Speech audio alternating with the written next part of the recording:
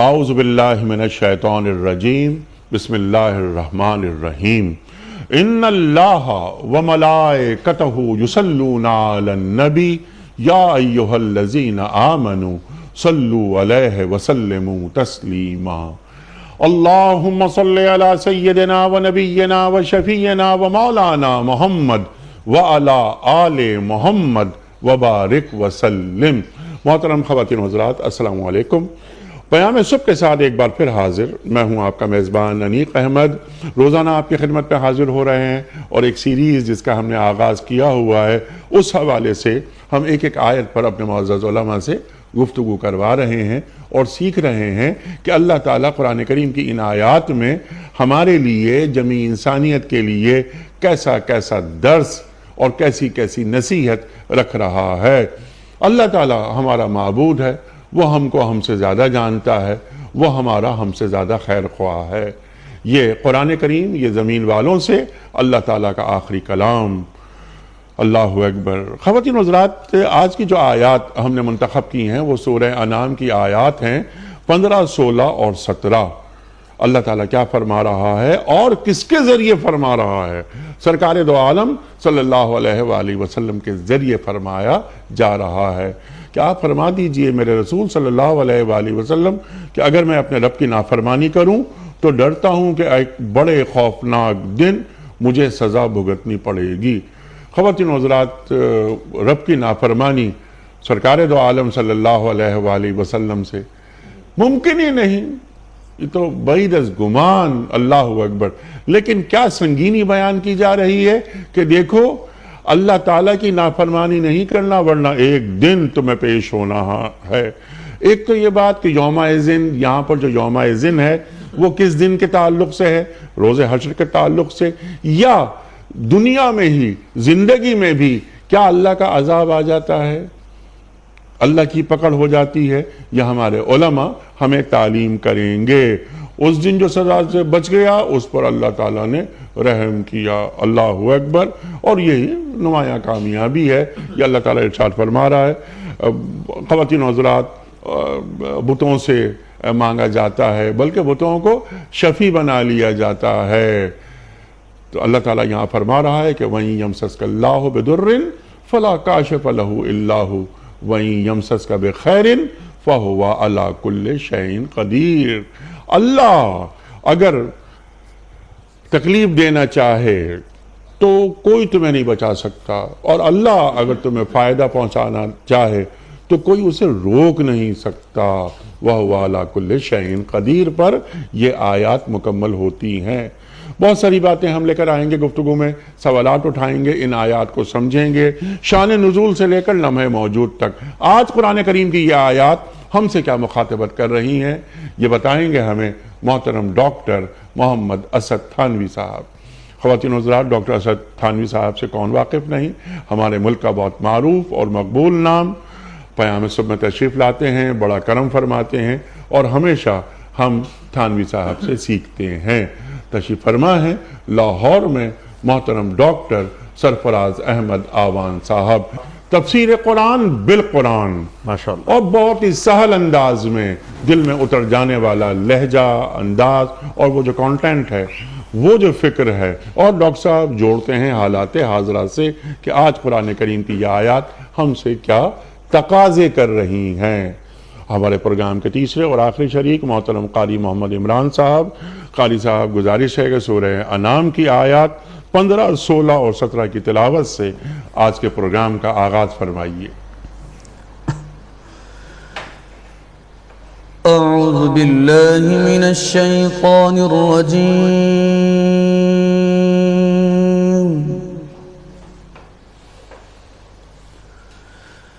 بسم اللہ الرحمن الرحیم۔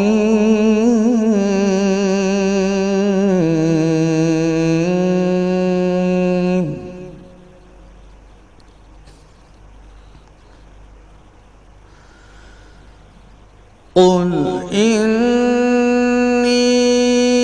اخاف ان عصیت ربی عذاب یوم عظیم۔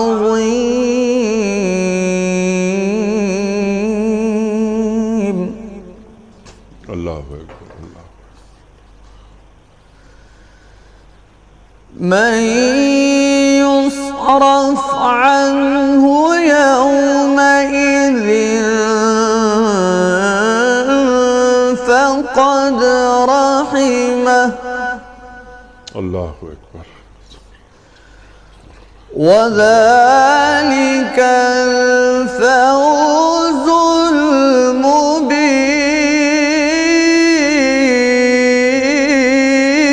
المبين. ماشاء اللہ ماشاء اللہ.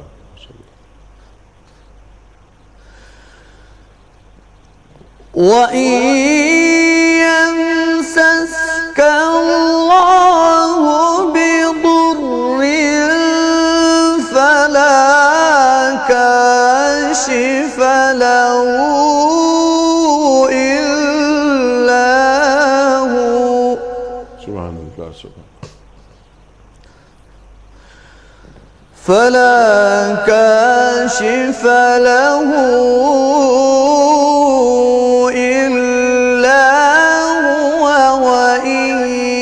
يمسسك بخير وإن يمسسك بخير فهو على كل شيء قدير. صدق اللہ العظیم. سبحان اللہ. ترجمہ پیش خدمت ہے. فرما دیجئے اگر میں اپنے رب کی نافرمانی کروں تو ڈرتا ہوں کہ ایک بڑے خوفناک دن مجھے سزا بھگتنی پڑے گی. اس دن جو سزا سے بچ گیا اس پر اللہ نے بڑا ہی رحم کیا اور یہی نمایاں کامیابی ہے. اگر اللہ تمہیں کسی قسم کا نقصان پہنچائے تو اس کے سوا کوئی نہیں جو تمہیں اس نقصان سے بچا سکے، اور اگر وہ تمہیں کسی بھلائی سے بہرہ مند کرے تو وہ ہر چیز پر قادر ہے. صدق اللہ العظیم. محترم خواتین و حضرات، آج کے پروگرام کے حوالے سے ہم پہلا سوال رکھیں گے محترم ڈاکٹر محمد اسد تھانوی صاحب کی خدمت میں، لیکن اس سے قبل کوئز. کل کے پوچھے گئے سوال کا درست جواب اور آج کا سوال آپ کی خدمت میں. کل کا سوال یہ تھا کہ نماز عید میں کتنی زائد تکبیریں ہوتی ہیں؟ درست جواب 6. آج کا سوال نوٹ فرما لیجئے. غزوہ بدر میں مسلمانوں کے مقابلے میں کفار کی تعداد کتنی تھی؟ 313، 1000 یا 750؟ جو درست جواب آپ سمجھتے ہوں روانہ فرمائیے. ہمارے فون نمبرز ہیں 0092213452709. ہمارا دوسرا فون نمبر ہے 009221343000980. ہمارا ای میل ایڈریس ps@dunyatv.tv. ہمارا SMS کا نمبر 3031 اور ہمارا واٹس ایپ کا نمبر ہے 0092321825019 حضرت ارشاد فرمائیے اللہ تعالیٰ کیا فرما رہا ہے، اور یہاں پر سرکار دو عالم صلی اللہ علیہ وآلہ وسلم خود کو پیش کر رہے ہیں. اللہ اکبر. ارشاد. بسم اللہ الرحمن الرحیم. آج کے زیر موضوع یہ 3 آیات ہیں قرآن پاک کی. انی اخاف ان عصیت ربی عذاب یوم عظیم. اس میں جناب رسول اللہ صلی اللہ علیہ وسلم جو وجہ تخلیق کائنات ہیں وہ یہ ارشاد فرما رہے ہیں، اور اللہ تعالیٰ فرما رہے قل انی اخاف ان عصیت ربی عذاب یوم عظیم، کہ اگر میں اللہ کی نافرمانی کروں، میں اللہ کا رسول، رسولوں کا سردار، نبیوں کا سردار، لولا لما خلقت الافلاک، میں بھی اللہ کے احکام کی اگر نافرمانی کروں، یعنی اللہ کے احکام پہ پوری طرح عمل نہ کروں، تو میں جو ایک بڑا دن آنے والا ہے جس کو یوم حشر کہتے ہیں، جو اللہ کے سامنے حاضری والا دن ہے، کہ میں اس دن کے عذاب سے ڈرتا ہوں. ٹھیک.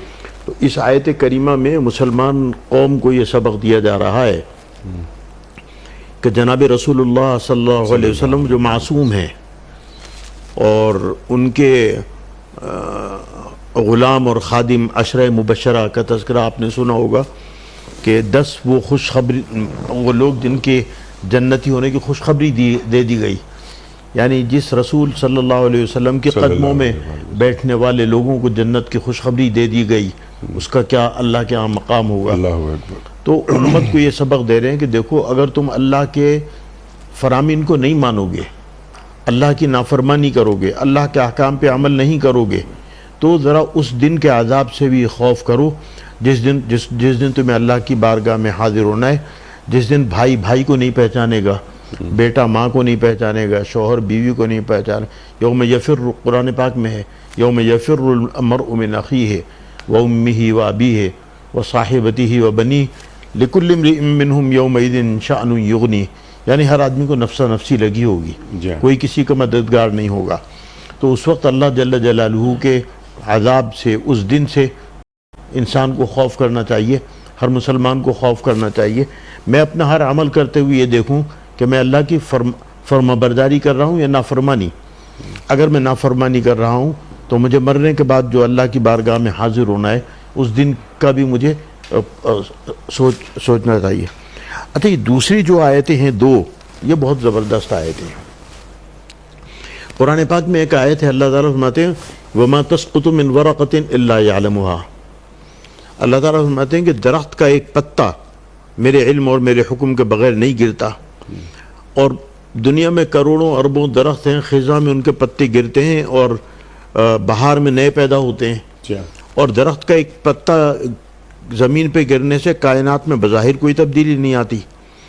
میں اگر مردہ ہوں یا زندہ، میں بے روزگار ہوں یا با روزگار، میں بیمار ہوں یا صحت مند، میں صاحب اولاد ہوں یا غیر صاحب اولاد ہوں، یا کوئی بھی آدمی، تو اس سے تو اس کے پورے خاندان اور کنبے میں تبدیلی آ جاتی ہے۔ وہ اللہ کی منشا اور حکم کے بغیر کیسے ہو سکتا ہے؟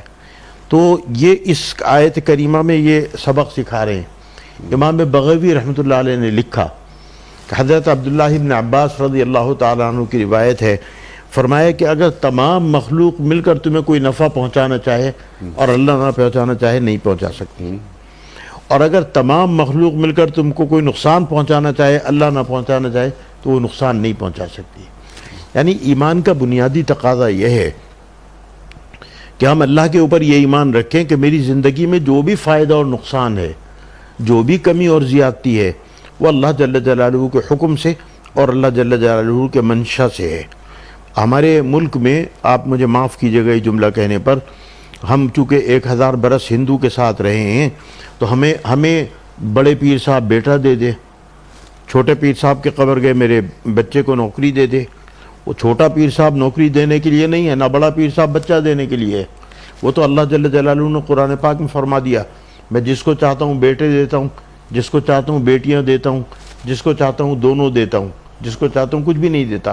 یہ طاقت اللہ جل جلالہ نے اپنے ہاتھ میں رکھی ہے۔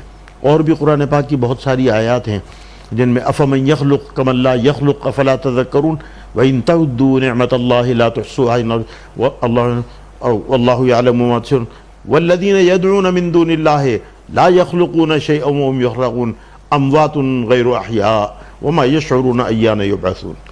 اللہ تعالیٰ قرآن پاک کی جو آیات ہیں یہ صاحب قبر کے لیے اموات غیر احیاء، مردہ تو انسان ہوتا ہے نا، بت تو نہیں ہوتے، اور کہتے ہیں وما یشعرون ایان یبعثون، ان کو یہ پتہ نہیں ہم قبر سے کل اٹھیں گے یا 100 برس یا 1000 برس کے بعد اٹھیں گے۔ تو والذین یدعون من دون اللہ، تو اللہ تعالیٰ کہتا ہے کہ تم اللہ کے علاوہ غیر اللہ کو پکارتے ہو، لا یخلقون شیئا وہم یخلقون، ہم نے ان کو تخلیق کی قوت نہیں دی ہے، وہ ایک مکھی کا پر نہیں بنا سکتے، وہم یخلقون، وہ تو ہم نے ان کو پیدا کیا ہے، اموات غیر احیاء۔ تو یہ جو بدعات لوگوں کے اندر کم علمی کی وجہ سے ہیں، نعوذ باللہ، کہ اللہ جل جلالہ کو بھلایا ہوا ہے ہم نے، بڑے پیر صاحب تو بیٹا دے دے تو ہم چادر چڑھائیں گے، چھوٹے پیر صاحب تو میرے بچے کو نوکری دے دے، چھوٹا پیر صاحب بڑا پیر صاحب تو قبر میں لیٹا ہوا ہے۔ وہ حدیث میں ایک جگہ نا نحن نعلم ولا نفعل، ہمیں اللہ کے ذریعے پتہ تو چلتا ہے لیکن کر کچھ نہیں سکتے ہیں۔ تو بات یہ ہے کہ ان دو آیات کریمہ میں توحید خالص بیان ہو رہی ہے۔ سبحان اللہ۔ من یصرف عنہ یومئذ فقد رحمہ وذلک الفوز المبین وَإِن يَمْسَسْكَ اللَّهُ بِضُرٍّ فَلَا كَاشِفَ لَهُ إِلَّا هُوَ، کہ اگر تمہیں کوئی تکلیف پہنچتی ہے تو اللہ کے علاوہ اس کو دور کرنے والا کوئی نہیں ہے۔ اگر تم غیر صاحب اولاد ہو، اللہ کے علاوہ اولاد دینے والا نہیں ہے. ایک آدمی بے روزگار ہے، اللہ کے علاوہ روزگار دینے والا نہیں ہے. بیمار ہے، اللہ کے علاوہ صحت دینے والا نہیں ہے. وَإِن يَمْسَسْكَ بِخَيْرٍ فَهُوَ عَلَى كُلِّ شَيْءٍ قدیر. اور اللہ نے تمہارے ساتھ اگر کوئی بھلائی کی ہے تو اللہ جل جلالہ تو قادر مطلق ہے. آپ اجازت دیں تو میں ان آخری 2 آیتوں کے بارے میں ایک اہم بات عرض کر دوں کہ آخری 2 آیتیں ایسی ہیں کہ اگر کسی مریض کے لیے پڑھی جائیں تو اللہ تعالیٰ اس کو شفا عطا فرماتا ہے. سبحان اللہ. اور میں اس پہ آپ کو ایک تجربہ بیان کر دیتا ہوں. چند برس پہلے میرے ایک بیٹے کو ڈینگی بخار ہو گیا اور اسپتال میں داخل ہو گیا. اور وہ ڈینگی بخار ایسا ہوا کہ وہ اس کو جو انجیکشن لگاتے تھے 3 گھنٹے اثر رہتا تھا، پھر اوپر پہنچ جاتا تھا. اور جو کھانے پینے کو دیتے تو ایک چمچہ بھی نہیں منہ میں جاتا تھا. گھر والے سب پریشان. تو میں پہنچا تو میری اہلیہ نے مجھے یہ بات بتائی کہ کسی جاننے والی خاتون کا فون آیا تھا. انہوں نے کہا سورہ انعام کی 16 نمبر اور 17 نمبر آیت تسبیح کے اوپر پڑھو. اور وہ تسبیح پڑھ بھی رہی تھی. میں تو الحمدللہ حافظ ہوں، تو میں بیٹھا، میں نے بھی پڑھنا شروع کر دیا. اللہ اکبر. انہوں نے قرآن پاک وہ بتدریج آہستہ آہستہ بیٹا صحیح ہونا شروع ہو گیا. سبحان اللہ. جو ہم دیکھتے تھے کہ وہ جو بھی انجیکشن لگاتے تھے 3 گھنٹے اثر کرتا تھا، اس کے بعد 3 گھنٹے کے بعد پھر اس کو بخار 104 105 پہ پہنچ جاتا تھا. پورا گھر پریشان تھا. تو کسی خاتون نے اللہ تعالیٰ اس کو اجر عطا فرمائے. اور ان آیات کے پڑھ کے پھونکنے سے آہستہ آہستہ بتدریج ٹھیک ہونا شروع ہوا. 2-3 دن میں ٹھیک ہو کر گھر آ گیا. سبحان اللہ. من یصرف عنہ یومئذ فقد رحمہ وذلک هو الفوز المبین وإن یمسسک اللہ بضر فلا کاشف له الا هو وإن یمسسک بخیر فهو على كل شیء قدیر. سبحان اللہ. تب قرآن پاک میں ایک اور جگہ بھی یہ مضمون بیان ہوا ہے. ما یفتح اللہ للناس من رحمت فلا ممسک لها وما یمسک فلا رد. پورا قرآن پاک کے اندر یہ مضمون. جناب رسول اللہ صلی اللہ علیہ وسلم نے فرمایا بڑی خوبصورت، اللہم لا مانع لما اعطیت ولا معطی لما منعت. اے اللہ، جو آپ دینا چاہیں اس کو کوئی روک نہیں سکتا، سبحان اللہ. اور جو آپ نہ دینا چاہیں وہ کوئی دے نہیں سکتا. سبحان اللہ. تو اصل جو ایمان ہے وہ ان 2 جملوں کا نام ہے.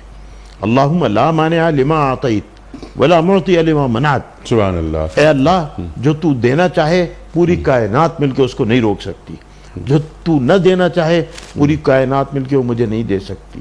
تو قرآن پاک کی ان آیات میں توحید خالص کا بیان ہو رہا ہے. توحید خالص، توحید خالص اور توحید خالص یہ ہے کہ اپنا رخ اللہ کی طرف سیدھا رکھو، کمزور سہارے نہ تلاش کرو.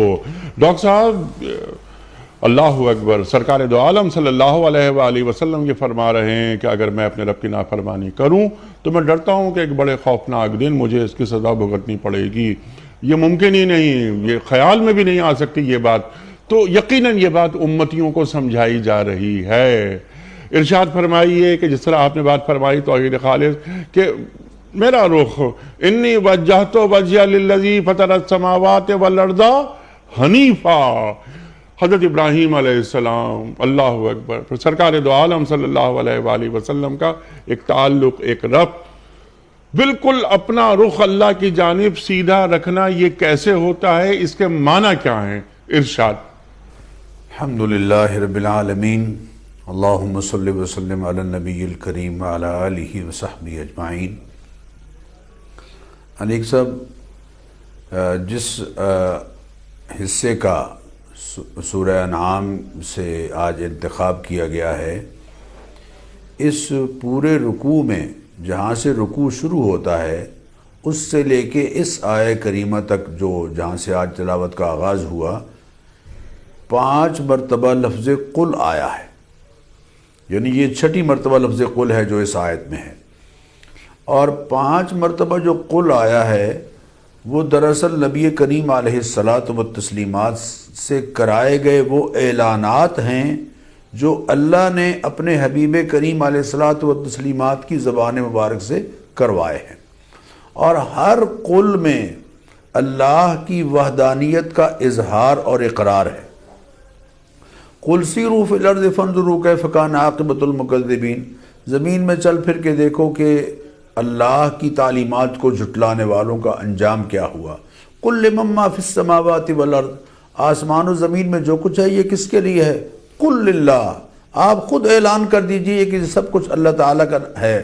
کتب علی نفسہ الرحمہ، اس نے رحمت اپنے اوپر یقینی، قطعی اور لازم کر لی ہے. سبحان اللہ. اپنی عظمت کے ساتھ، اپنی عظمت کے ساتھ. اور کسی کو حق نہیں ہے کہ وہ اس پر کوئی حق جتائے، وہ خود اپنی کریمی سے رحمت اپنے اوپر لازم کر رہا ہے. اور قل اغیر اللہ اتخذ ولیا فاطر السماوات والارض، آپ اعلان کر دیجئے کہ اللہ تعالیٰ کے سوا میں کسی اور کو کارساز کیسے بناؤں، کہ میں بنا سکتا ہوں جو آسمان و زمین کا پیدا کرنے والا ہے. قل انی امرت ان اکون اول من اسلم، مجھے حکم دیا گیا ہے کہ میں سب سے پہلے فرما بردار بنوں. سبحان اللہ. یہ 5 قل ہیں جو اس رکوع میں، رکوع کے آغاز سے لے کے اس آیت تک اللہ تعالیٰ نے ذکر فرمائے ہیں. 6 قل میں اللہ نے اپنے حبیب کریم علیہ الصلوۃ والتسلیمات سے جو بات کہلوائی ہے، انیق صاحب، اس کا نبی کریم علیہ الصلوۃ والتسلیمات کی ذات کریمہ سے اظہار ناممکنات میں سے ہے. اللہ. محال ہے، ممتنع ہے، ایسا ہو نہیں سکتا. نبی کریم علیہ الصلوۃ والتسلیمات معصوم ہیں. اللہ نے ان کی عصمت کی گواہی قرآن کریم میں بار بار دی ہے. اس لیے دراصل نبی کریم علیہ الصلوۃ والتسلیمات کے ذریعے سے تنبیہ ہے ایک عام آدمی کو، عام مسلمان کو، عام فرد کو، کہ اتنی بڑی ہستی جس کی نگہبانی اور حفاظت خود اللہ تعالیٰ کر رہے ہیں، وہ یہ کہہ رہے ہیں تو ہم کس بات کی مولی ہیں؟ اللہ اکبر. ہمارے لیے کیا ہے؟ ہمیں عام آدمی کو کس قدر اللہ تعالیٰ کی عظمت سے ڈرنا چاہیے اور اس کی گرفت سے ڈرنا چاہیے. اور ساتھ ہی پھر ایک تسلی دلا دی کہ دیکھو عذاب تو اس کا بہت کڑا ہے. ان بطش ربک لشدید، اللہ اکبر. تیرے رب کی پکڑ بڑی سخت ہے. اللہ اکبر. لیکن ساتھ ہی کہا وَهُوَ الْغَفُورُ الْوَدُودُ، وہ بڑا بخشنے والا بھی ہے، وہ بڑا پیار کرنے والا بھی ہے. لہذا مَن يُصْرَفْ عَنْهُ يَوْمَئِذٍ، کل قیامت کے روز جس پر سے اللہ تعالیٰ نے اس عذاب کو پھیر دیا، فقد رحمہ، یہ نہ سمجھے کہ اس کا کوئی حق تھا.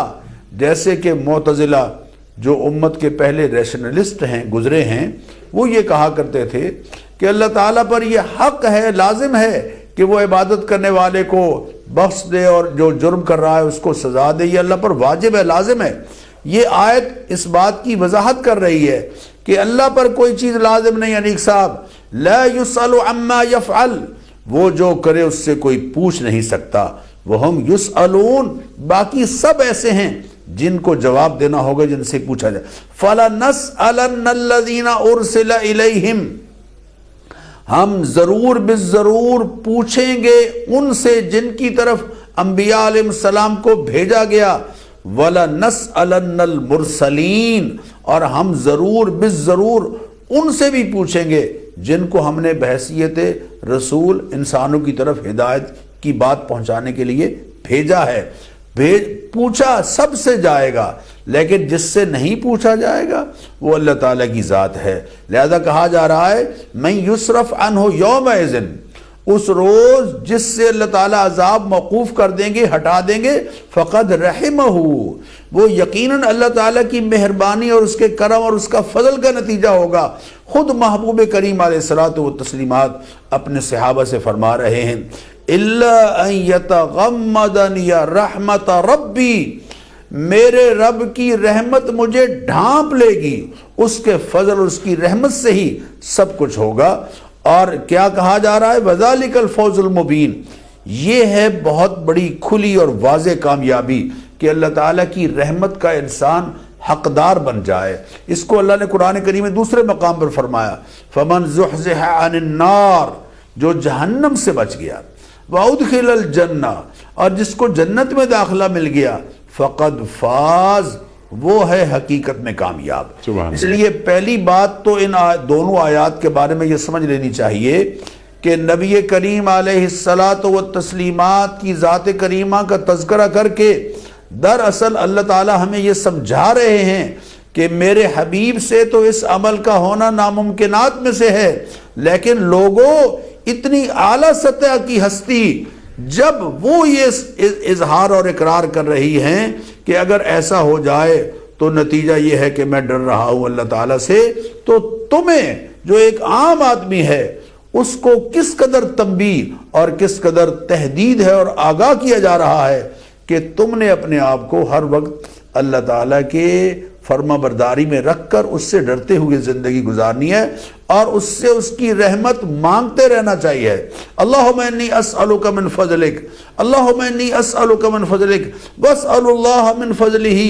لوگوں اللہ سے اس کا فضل مانگو۔ اور ہم نماز پڑھ کے جب باہر نکلتے ہیں تو اگلی نماز تک ہم اللہ سے یہی کہتے ہیں، اللہم انی اسألک من فضلک، اے اللہ اے اللہ میں تجھ سے تیرا فضل مانگ رہا ہوں۔ ٹھیک۔ اگلی جو آیت ہے اس کے بارے میں محترم ڈاکٹر صاحب نے بھی ارشاد فرمایا، میں یہ بات عرض کروں کہ یہ جو آیت کریمہ ہے تیسری آیت، اس میں بہت غور طلب ہے، توجہ طلب ہے بات۔ اِن یمسسک اللہ بضر فلا کاشف لہ الا ہو، یہ لائے نفی جنس ہے، لائے نفی جنس، جیسے لا الہ الا اللہ میں لا نفی جنس ہے کہ اللہ کے سوا کوئی الہ نہیں، بالکل یہاں بھی یہ کہا جا رہا ہے کہ ان یمسسک اللہ بضر، اگر اللہ تعالیٰ کی طرف سے کوئی تکلیف تمہارے لیے طے ہو جائے، لا کاشف لہ الا ہو، یہ کاشفہ نکرہ ہے، لائے نفی جنس کے بعد آ رہا ہے، کوئی کائنات میں ایسا نہیں ہے کہ جو اس تکلیف کو دور کر سکے، کوئی نہیں ہے۔ وَإِن يَمْسَسْكَ بِخَيْرٍ، اور اگر وہ خیر پہنچانا چاہے فَهُوَ عَلَى كُلِّ شَيْءٍ قَدِيرٌ، تو وہ ہر چیز پر قدرت رکھنے والا ہے۔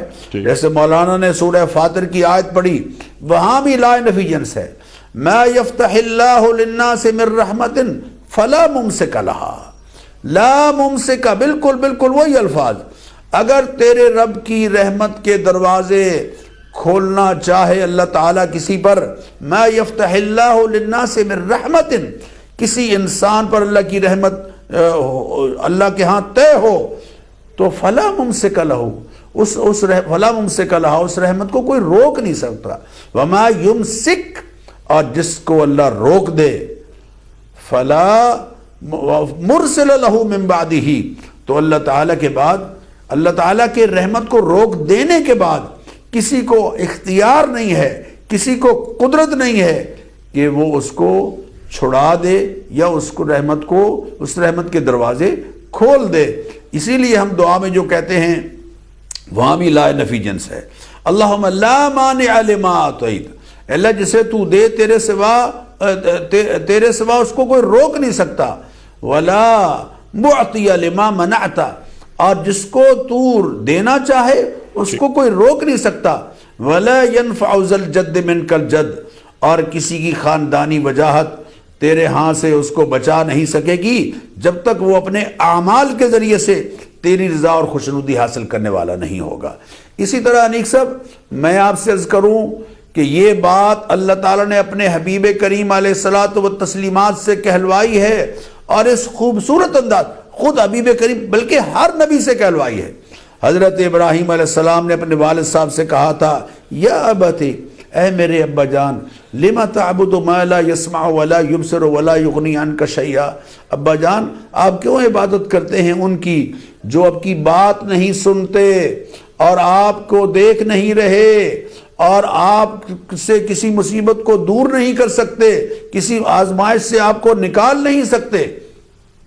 اللہ نے اپنے حبیب کریم علیہ الصلوۃ والتسلیمات سے جو اعلان کروایا ہے، میں درخواست کروں گا اپنے ناظرین سے، خدا را خود قرآن کریم کھول کر سورہ یونس کی آیت نمبر 104 سے لے کر 107 تک، 104 سے لے کر 107 تک سورہ یونس کی یہ آیات خود پڑھو اور خود غور کرو کہ اللہ نے اپنے حبیب کریم علیہ الصلوۃ والتسلیمات سے کیا اعلان کروایا ہے۔ قل، اے حبیب آپ اعلان کر دیجئے، یا ایھا الناس، اے لوگو، ان کنتم فی شک من دینی، اگر تمہیں میرے دین کے بارے میں کسی طرح کا کوئی شک ہے تو میں ایکسپلین کر دوں، واضح کر دوں۔ 7 باتیں ہیں جو میں واضح کرنا چاہتا ہوں، اپنے دین کی بنیادی باتیں، یہ اللہ اپنے حبیب کریم علیہ الصلوۃ والتسلیمات سے اعلان کروا رہے ہیں۔ فلا اعبد الذین تعبدون من دون اللہ، جن کی تم عبادت کرتے ہو میں ہرگز ان کو اپنا معبود نہیں مانتا۔ ٹھیک۔ وَلَكِنْ أَعْبُدُ اللَّهَ الَّذِي يَتَوَفَّاكُمْ، اور میں تو اسی کو معبود مانتا ہوں جو تمہاری روح قبض کرتا ہے، تمہیں موت دیتا ہے. وَلَكِنْ أَعْبُدُ اللَّهَ الَّذِي يَتَوَفَّاكُمْ. اور اگلی بات وَأُمِرْتُ أَنْ أَكُونَ مِنَ الْمُؤْمِنِينَ، اور مجھے اس بات کا حکم مل رہا ہے کہ میں اس کا ماننے والا، اس کی بات کو ماننے والا، ایمان والا بن کے رہوں. گویا امت کو کہا جا رہا ہے کہ پہلی بات تو میرے دین کی یہ ہے کہ اللہ کے سوا کسی اور کی عبادت کرنے والا میرا ماننے والا نہیں ہوگا. دوسری بات یہ کہ وہ اللہ کا مومن ہوگا، مخلص ہوگا، حنیف ہوگا، یکسو ہو کر اللہ کی عبادت کرنے والا ہوگا.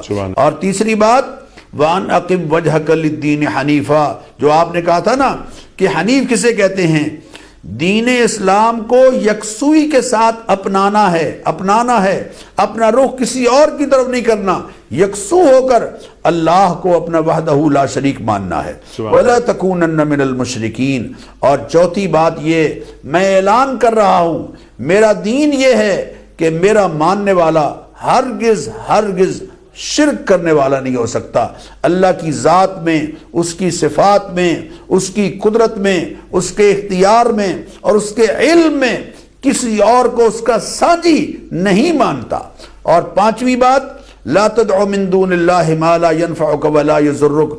اس میرا ماننے والا اس کو نہیں پکارتا کہ جو نہ اس کے نفع کا مالک ہے نہ اس کے نقصان کا مالک ہے. قل، اے حبیب آپ اعلان کر دیجئے انی لا املک لکم ضرا ولا رشدا. قرآن کی آیت پڑھ رہا ہوں، سورہ جن سے، سورہ جن کا دوسرا رکوع، سورہ جن دوسرا رکوع اور بالکل پہلا جملہ، پہلی آیت. قل، آپ اعلان کر دیجئے انی لا املک لکم ضرا ولا رشدا، میں تمہارے نفع نقصان کا مالک نہیں ہوں، میں تمہارے نفع نقصان کا مالک نہ ہوں. نفع نقصان کا مالک کون ہے؟ اللہ. بالکل یہی الفاظ لا تدع من دون اللہ ما لا ينفعک ولا یضرک. جو تمہیں نفع اور نقصان، تمہارے نفع نقصان کے مالک نہیں ہیں، ان کو کیوں پکارتے ہو؟ وَإِن يَمْسَسْكَ اللَّهُ بِضُرٍّ فَلَا كَاشِفَ لَهُ إِلَّا هُوَ. اگر اللہ کسی کو تکلیف دینا چاہے اس کو کوئی دور نہیں کر سکتا. وَإِن يُرِدْكَ بِخَيْرٍ فَلَا رَادَّ لِفَضْلِهِ. اور اے اللہ جس کے ساتھ تو خیر کا ارادہ کرے تیرے فضل کو کوئی روک نہیں سکتا. یصیب بہ من یشاء من عبادہ، اپنے بندوں میں سے جسے چاہے تو خیر پہنچانے پر قادر ہے. وَهُوَ الْغَفُورُ الرَّحِيمُ. یہ 7 باتیں ہیں جن کو اللہ نے اپنے حبیب سے اعلان کروایا ہے کہ یہ آپ کا دین ہے، اور آپ امت کو بتا دیجئے کہ یہ 7 باتیں جس کے اندر ہیں وہ حقیقت میں میرے دین کو ماننے والا. سبحان اللہ، سبحان اللہ. ڈاکٹر صاحب، تھانوی صاحب، بالکل واضح، ایک بات بالکل واضح اور دل میں اتر جانے والی بات. اب سوالات تو بہت سارے ہیں لیکن اب ٹو ڈوز، کرنے کے کام. توحید خالص کی بات آپ نے فرمائی، اللہ تعالیٰ سے اپنا تعلق، یکسوئی، اپنا چہرہ اللہ کی جانب بالکل سیدھا رکھنا، پورا قرآن کریم ہمیں بتا رہا ہے. توحید بنیادی موضوع. اب پہلا سوال یہ، ڈاکٹر نے فرمایا کہ اللہم انی اسألک من فضلک، ہم دعا مانگتے ہیں. اللہ کے رسول صلی اللہ علیہ وآلہ وسلم ایک اور دعا ہمیں سکھا رہے ہیں کہ اللہم انی اسألک العفو والعافیہ. اللہ اکبر، اللہ اکبر. تو میرا سوال سمپل سا یہ ہے کہ میں اللہ تعالیٰ کو اس کی صفات کے ساتھ مانتا ہوں، ایمان لاتا ہوں، تو کیا میں، یعنی مجھے من حیث المجموع معرفت خداوندی ہے کہ ما قدر اللہ حق قدری؟ اللہ فرما رہا ہے کہ کیا تم نے اللہ کی قدر اس طرح کی جیسے قدر کرنے کا حق تھا؟ تو جب تک مجھے معرفت خداوندی نہیں ہوگی تو میں وہ عبادت کیسے کر پاؤں گا جو اللہ تعالیٰ کو مجھ سے مطلوب ہے؟ وہ جو ایمان مفصل میں ہے والقدر خیرہ وشرہ من اللہ تعالی والبعث بعد الموت، اس میں ہم ایمان مفصل میں اس بات کا اقرار کرتے ہیں اور اپنے ایمان کا اظہار کرتے ہیں کہ والقدر خیرہ وشرہ من اللہ تعالی، کہ میری زندگی میں انفرادی یا اجتماعی طور پر جو بھی اچھائی ہے یا برائی ہے، یعنی کوئی نقصان ہے، نفع ہے، بیماری ہے، صحت ہے، سب اللہ جل جلالہ کی جانب سے ہے. تو جیسے ان آیات میں توحید خالص بیان کی گئی، تو جو قرآن پاک میں ہے نا کہ قل یا عبادی الذین اسرفوا علی انفسہم لا تقنطوا من رحمت اللہ ان اللہ یغفر الذنوب جميعا انہ هو الغفور الرحیم، قرآن پاک کی اس آیت میں اللہ تعالیٰ نے مؤمنین کو دعوت دی ہے، قل یا عبادی الذین اسرفوا علی انفسہم، اے میرے بندو جنہوں نے اپنے نفس کے اوپر ظلم کیا، لا تقنطوا من رحمت اللہ، اللہ کی رحمت سے نا امید مت ہو جاؤ، یعنی دو ندامت کے آنسو بہاؤ، تمہارا گناہوں کا صفحہ ہم اس پانی سے صاف کر دیں گے۔ ان اللہ یغفر الذنوب جميعا، اللہ تعالیٰ مومن کے تمام گناہوں کو معاف فرما دیتے ہیں، انہ هو الغفور الرحیم، وہ بخشش بھی کرنے والا ہے اور رحم بھی کرنے والا ہے۔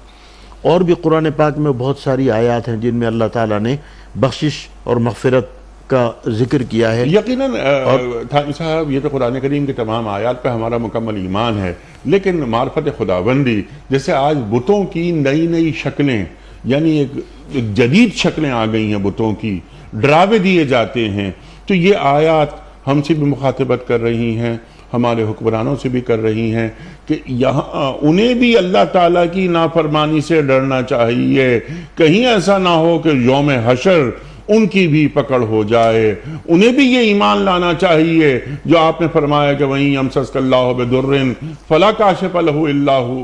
تو یہ جو آیات ہم سے کہہ رہی ہیں، تو مجھے پہلے معلوم ہے یہ بات کہ یہ میرا معبود، میرا خدا، میرا الہ یہ مجھ سے مخاطبت کر رہا ہے، اور سرکار دو عالم صلی اللہ علیہ وآلہ وسلم امتیوں کو سمجھانے کے لیے اپنی مثال پیش کر رہے ہیں۔ ڈاکٹر صاحب نے کیا اچھی بات فرمائی، یہ ناممکنات میں سے ہے یہ بات کہ سرکار دو عالم صلی اللہ علیہ وآلہ وسلم کوئی اللہ کی نافرمانی کر سکے، ممکن نہیں۔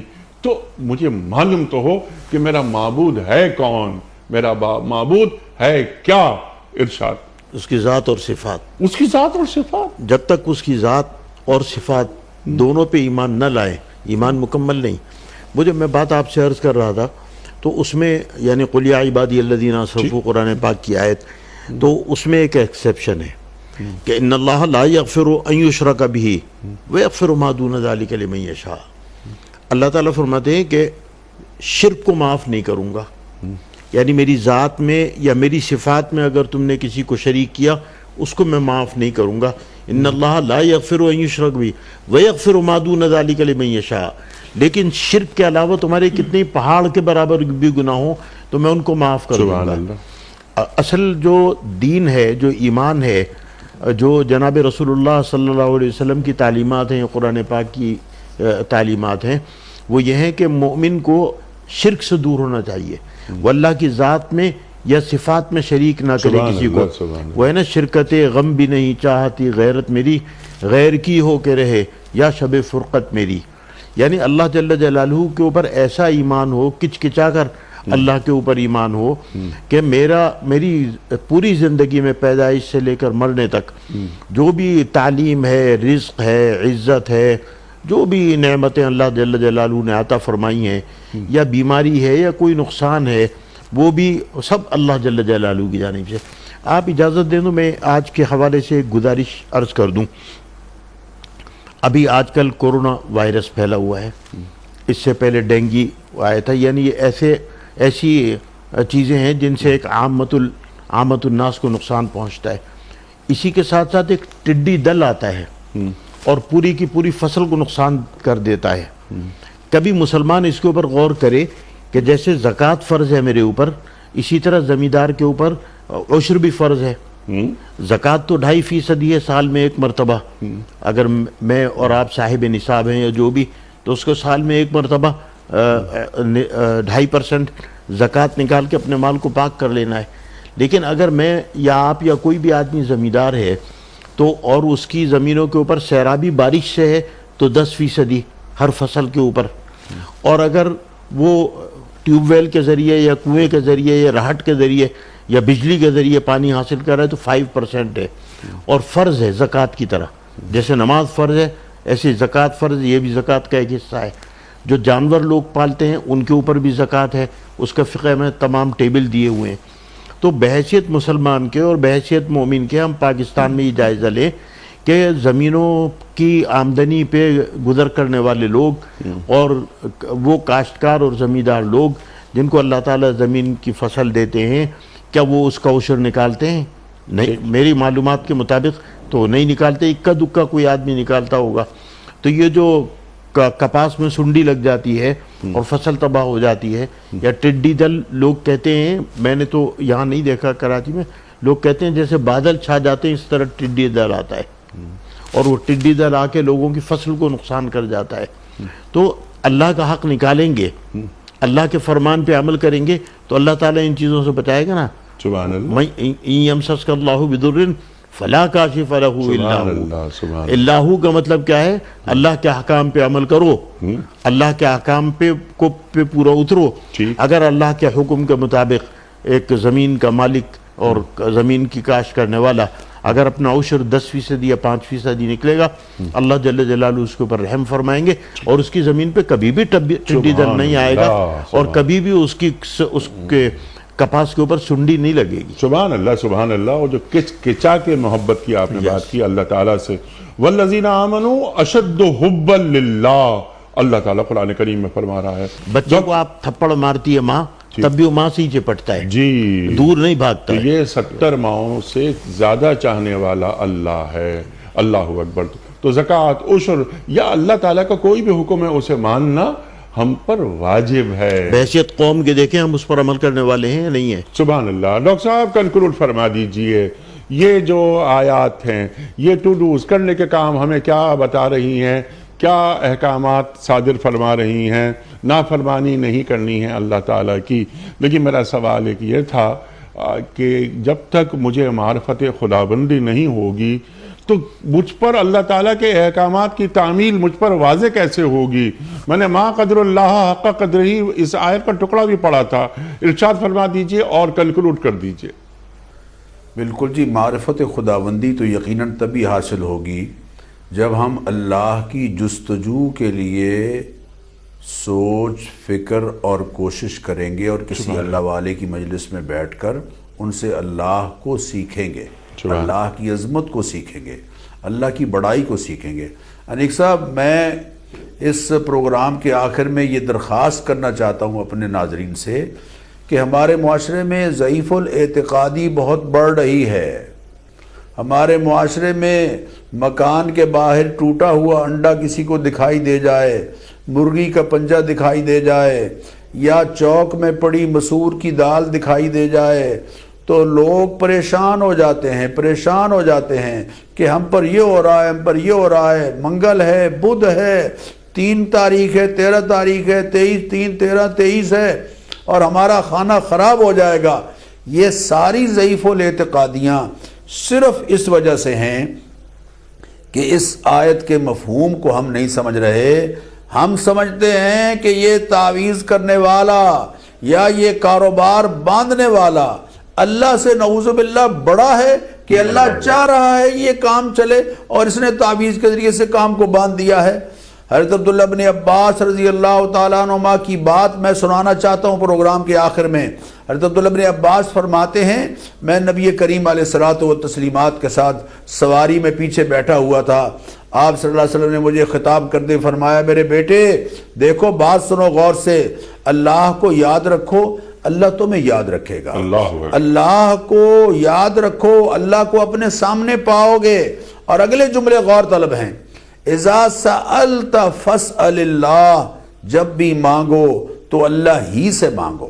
وَإِذَا اسْتَعَنْتَ فَاسْتَعِنْ بِاللَّهِ، یہ کون فرما رہے ہیں؟ وجہ وجود کائنات فرما رہے ہیں، وجہ وجود کائنات فرما رہے ہیں۔ اِذَا اسْتَعَنْتَ فَاسْتَعِنْ بِاللَّهِ، جب بھی تو مدد مانگے تو صرف اللہ سے مدد مانگ، صرف یا اللہ مدد، تو نے اللہ سے مدد مانگنی ہے۔ یہ خود فرما رہے ہیں حضرت عبداللہ بن عباس کو کہ اذا استعنت فاستعن باللہ، جب تو نے مدد مانگنی ہے تو اللہ سے مانگ۔ اور اگلے جملے غور طلب ہیں، وَعْلَمْ، اور جان لے، ان الامت لو اجتمعت علی ان ينفعوک لم ينفعوک الا ما كتب اللہ لک، جان لے کہ ساری انسانیت اکٹھی ہو جائے تجھے فائدہ پہنچانے کو، لیکن نہیں پہنچا سکتی فائدہ وہی ہوگا جو اللہ نے تیرے لیے طے کر رکھا ہے. اور وَلَوِ اجْتَمَعَتْ عَلَىٰ أَن يَضُرُّوكَ بِشَيْءٍ، اور جان لے کہ سارے اکٹھے ہو جائیں، عامل بھی اکٹھے ہو جائیں، تعویذ لکھنے والے بھی اکٹھے ہو جائیں، لینے والے بھی اکٹھے ہو جائیں، دنیا بھر کے جادوگر اکٹھے ہو جائیں، دنیا بھر کے مکار اور فریبی فراڈیے سب جمع ہو جائیں، اور وہ تجھے نقصان پہنچانا چاہیں، لم یضروک الا ما کتب اللہ لک، نہیں پہنچا سکتے تجھے نقصان مگر وہی ہوگا جو اللہ نے تیرے لیے لکھ دیا ہے. یہ کون فرما رہا ہے؟ نبی کریم علیہ الصلوۃ والتسلیمات فرما رہے ہیں رفعت الاقلام اور قلمیں اٹھا لی گئی ہیں، صحیفے خشک ہو گئے ہیں. لہذا اللہ سے مانگ، اللہ سے سوال کر. دنیا بھر کی کوئی طاقت، کوئی عامل، کوئی وزیر، کوئی فرد تجھے نقصان نہیں پہنچا سکتا، نہ کتے بلیاں تجھے نقصان. جب انسان مخلوق سے جب انسان خالق سے ڈرنا چھوڑ دیتا ہے نیک صاحب، پھر مخلوق سے ڈرتا ہے، پھر کالی بلی سے ڈرتا ہے، پھر کالے کتے سے ڈرتا ہے، پھر ہاتھ میں باندھے ہوئے دھاگے سے ڈرتا ہے، پھر پاؤں میں پہنے ہوئے کنگن سے ڈرتا ہے. اور جب انسان اللہ سے ڈرتا ہے تو پھر مخلوق ساری کی ساری اس سے ڈرتی ہے. صحابی ایک پہاڑی پر کھڑے ہو کر کہہ رہے ہیں کہ دیکھو آج یہاں اللہ کے نبی صلی اللہ علیہ وسلم کے امتی یہاں چھاونی بنانا چاہتے ہیں، رات سے پہلے سارے کے سارے درندے، سانپ وغیرہ اس جگہ کو خالی کر دو. لوگوں نے دیکھا کہ درندے اپنے بچوں کو ساتھ لیتے ہوئے اس جگہ کو خالی کر رہے ہیں. اللہ سے ڈرنے والا مخلوق اس سے ڈرتی ہے، اور جب انسان اللہ سے ڈرنا چھوڑ دیتا ہے تو پھر اس طرح کی ضعیف الاعتقادیاں لوگوں میں پیدا ہوتی ہیں. خدا را اس ضعیف الاعتقادی سے اپنے آپ کو نکالو اور اس آیت کو ذہن میں رکھو کہ یمسسک اللہ بضر فلا کاشف لہ الا ہو. اگر اللہ کے ہاں نقصان کا فیصلہ ہے اس کو کوئی دور نہیں کر سکتا. وَإِن يُرِدْكَ بِخَيْرٍ فَلَا رَادَّ لِفَضْلِهِ، اور اگر اللہ تعالیٰ کے ہاں خیر ہے تو اس فضل کو اور اس کی خیر کو اور اس کے کرم کو کوئی روک نہیں سکتا، ساری دنیا مل کر بھی نہیں روک سکتا. سبحان اللہ، سبحان اللہ، سبحان اللہ، سبحان اللہ. توحید خالص، اپنا رخ اللہ کی جانب بالکل سیدھا رکھنا ہے، اور وہ اللہ جو پوری کائنات چلا سکتا ہے اور چلا رہا ہے وہ میرا کچن بھی چلا سکتا ہے. تو اللہ تعالیٰ کی ذات کو اس کی صفات کے ساتھ قبول کرنا، ایمان لانا، معرفت خداوندی کی جو بات ہوئی تھی، تو اللہ تعالیٰ کی معرفت کر کے اللہ تعالیٰ کے ساتھ رہنا، اللہ تعالیٰ کو اپنے ساتھ رکھنا، اللہ تعالیٰ کا استحضار، اللہ اکبر، اللہ اکبر. کیا اچھی بات فرمائی ڈاکٹر صاحب نے کہ جب کوئی بندہ اللہ سے ڈرنا چھوڑ دیتا ہے تو مخلوقات خداوندی سے ڈرنا شروع کر دیتا ہے. جو شخص اللہ کے کام میں لگ جاتا ہے اللہ اس کے کام میں لگ جاتا ہے. حضرت امام حسین علیہ السلام کا مجھے قول یاد آ رہا ہے کہ جس شخص نے سب کچھ کھو دیا مگر اللہ پا لیا اس نے کچھ بھی نہیں کھویا، اور جس نے اللہ کو پا لیا اور سب کچھ کھو دیا اس نے کچھ بھی نہیں کھویا. اللہ اکبر، اللہ اکبر. تو اللہ تعالیٰ سے اللہ تعالیٰ کو مانگ لینا چاہیے. خواتین حضرات، جی تو بہت چاہتا ہے مزید گفتگو کے لیے، لیکن وقت ختم ہو گیا ہمارے آج کے پروگرام کا. میں بڑا شکر گزار ہوں محترم ڈاکٹر سرفراز احمد آوان صاحب کا، محترم ڈاکٹر محمد اسد تھانوی صاحب کا، قاری محمد عمران صاحب کا. آپ حضرات تشریف لائے اور خواتین حضرات سورۃ الانعام اور آیات 15، 16، 17 پر گفتگو فرمائی، اور ہم نے ہمیشہ کی طرح آج بھی اپنے معزز علماء سے بہت سیکھا. خواتین حضرات، کوئز، کل کے پوچھا گیا سوال کا درست جواب آج کا سوال آپ کی خدمت میں. کل کا سوال یہ تھا کہ نماز عید میں کتنی زائد تکبیریں ہوتی ہیں؟ درست جواب 6. آج کا سوال نوٹ فرما لیجئے. غزوہ بدر میں مسلمانوں کے مقابلے میں کفار کی تعداد کتنی تھی؟ 313 یا 1000 یا 750؟ جو درست جواب آپ سمجھتے ہوں روانہ فرمائیے. ہمارے فون نمبرز ہیں 0092213452709. ہمارا دوسرا فون نمبر ہے 009221343000980. ہمارا ای میل ایڈریس ps@dunyatv.tv. ہمارا SMS کا نمبر 3031 اور ہمارا واٹس ایپ کا نمبر ہے 00923218250194. وقت قرآن اندازی کا. محترم ڈاکٹر محمد اسد تھانوی صاحب ایک پرچی نکال کر اعلان فرما رہے ہیں. آج کے ونر کون ہیں، کن کی خدمت میں ہم کتابیں بھیج رہے ہیں؟ سمیع الحق ایبٹ آباد. سمیع الحق صاحب ایبٹ آباد سے آپ کی خدمت میں دنیا ٹی وی کی جانب سے دینی کتب پر مشتمل یہ گفٹ ہیمپر بذریعہ کوریئر آپ کے گھر روانہ کیا جا رہا ہے.